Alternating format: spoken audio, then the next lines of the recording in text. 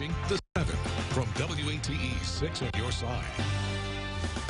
Good evening, I'm Bo Williams, and welcome to The 7. Let's get a look at the big 7 stories right now. And topping the list, no question about it, it's the weather. Snow made things a little more difficult this morning for some, but can we expect a calmer evening and a calmer tomorrow morning as we give you a live look right now at the Gay Street Bridge? Ken Weather's over in the Storm Center, so Ken, hopefully things are going to quiet down for a little bit. Calmer and colder, we'll say out there, Bo. But if your streets were not cleared of the slush or the snow before sunset, they're going to freeze overnight tonight. Temperatures are going to be falling quickly. Live look from West Knoxville, TIS Insurance Services building camera.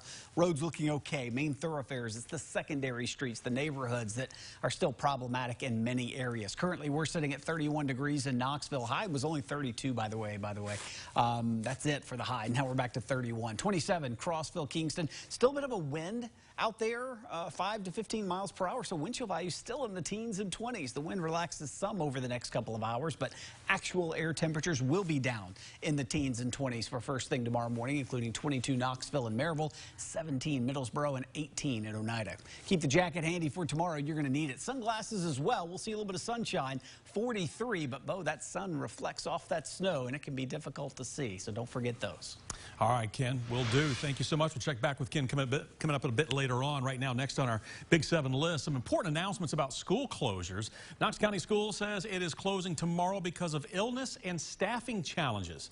Now, several other school districts are going to be closed because of the weather. We're talking Anderson County, Blount County. They're going to be closed tomorrow. Campbell County schools will be closed through Wednesday. Adding to the list, Hamblin, Jefferson, Roane, and Scott County schools will all be closed tomorrow. Remember, our full list of school closures is scrolling at the bottom of your screen. You can also find the very latest at WATE.com. Next on the Big 7, road crews and first responders worked throughout yesterday's winter storm to make sure everyone got home safely.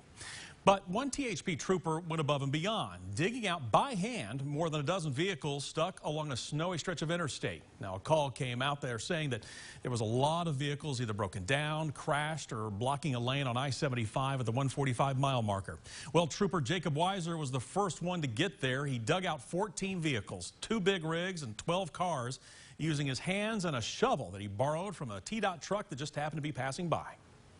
Snow falls on top of like a warmer asphalt. Everything, the first snow that fell is now the bottom layer of that, and it starts melting from the asphalt, but then the more snow just freezes that on top of it. So you got a layer of ice underneath about an inch of snow. The biggest way it helped was just being able to get up and under there and break up that ice and allowing people to get traction, especially in those front wheel drive vehicles. Trooper Weiser is off today, so hopefully he's getting some much-deserved rest. Fortunately, though, he says, from what he saw yesterday, no one was hurt. And remember, if something like that happens to you along a stretch of interstate, you can call star 847 to get through to THP Dispatch.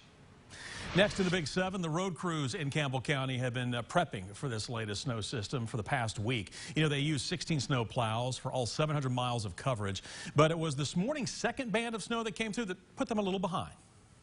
Basically worked around the clock last night. When the snow starts, we start plowing the snow and we do not stop. We had a lot of the main roads clear last night, and the second band came through this morning and it covered everything back up. So we've had to start all over this morning.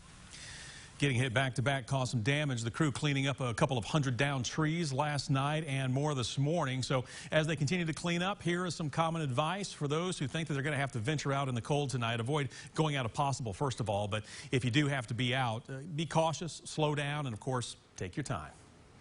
Well, next on the Big 7, a traffic stop in Claiborne County leads to the arrest of 2 people. 41-year-old Gary Mirkos and 34-year-old Anna Painter were arrested on U.S. Highway 25 last week. Detectives with the Claiborne County Sheriff's Office found 3 firearms and narcotics inside their vehicle. Mirkos is facing 3 counts of possession of a weapon by a convicted felon and drug-related charges.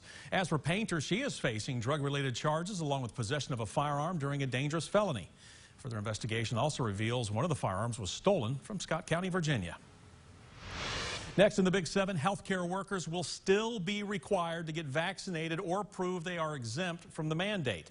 This update comes just after the U.S. Supreme Court struck down President Biden's vaccine mandate for private sector workers. However, the United States Centers for Medicare and Medicaid Services is still requiring those vaccinations. Now, we spoke with East Tennessee Children's Hospital's president. He tells us the hospital has already surpassed 90% compliance and is working as a team now to get 100%. certainly it will be a challenge for some of our team members to work through what their best response is to that, whether it be vaccination or religious exemption or a health-related exemption.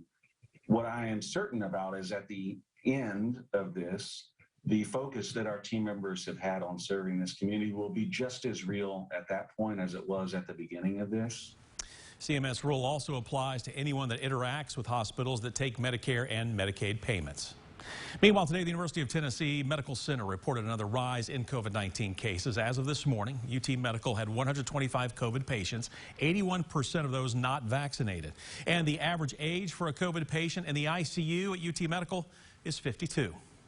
Switching now to Covenant Health, these numbers are for all of its hospitals. There are 258 confirmed or suspected COVID hospitalizations. More than 60% of all COVID patients are unvaccinated.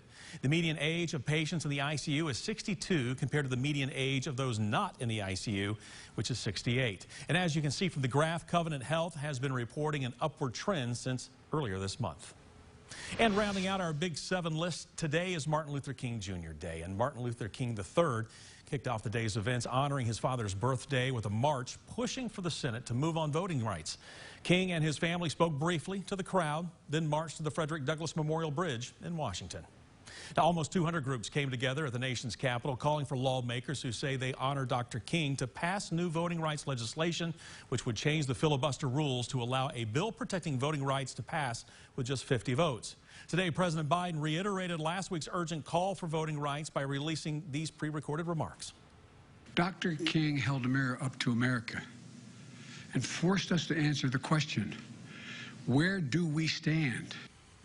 Now, tomorrow, the Senate is poised to debate both the John Lewis Voting Rights Advancement Act and the Freedom to Vote Act. The bills would expand voter registration, designate Election Day as a federal holiday, establish protections against gerrymandering, and restore voting rights to formerly incarcerated Americans. And back here at home, people gathered at Overcoming Believers Church to honor the memory of Dr. King. The service was set to conclude the annual parade. That was canceled because of the weather. Now, those at the tribute say they continue to learn a lot from the legacy Dr. King left behind. He taught me that when people go low, you just got to go high. So you just got to be the bigger person sometimes and just let it go. Pastor Jamal Harrison Bryant served as this year's keynote speaker.